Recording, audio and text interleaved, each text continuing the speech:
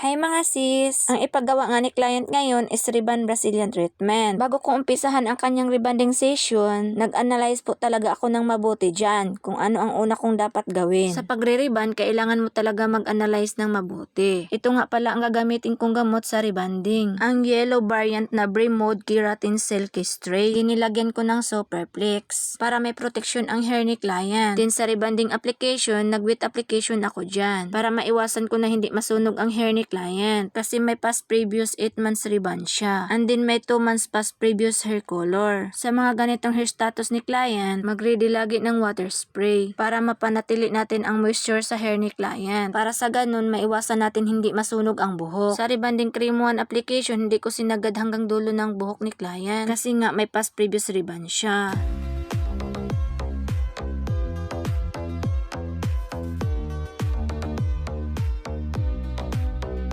Sa part na yan, binaba ko na yung rebonding cream 1 sa dulo ng buhok niya. Para sa ganun, ma-refresh ang kanyang past previous rebond. Habang nagsusuklay tayo, alagaan natin ng water spray. Sa part nga na yan, nag-prepared ako sa kanyang Brazilian treatment. At ito na nga, binabad ko na ang Brazilian treatment sa hair ni client. After ko magbabad, nag-proceed naman ako sa pag-blow dry. Then after that, nag-proceed naman ako sa pagplansya ng buhok ni client. Sa pagplansya ko sa buhok ni client, inabot ako ng 2 oras. Then after that, nag-proceed naman ako sa pag-prepare sa rebonding cream 2. Dinilagyan ko ng Superflex. Sa part nga na to, naglagay na ako ng neutralizer. And then hindi ko sinagad hanggang dulo ng buhok niya. Then binabad ko lang siya ng 10 minutes. After 10 minutes, binaba ko na yung neutralizer. After all process, ito na yung result ng buhok ni client. After 3 days wash ni client, satisfied naman siya. Thank you for watching guys!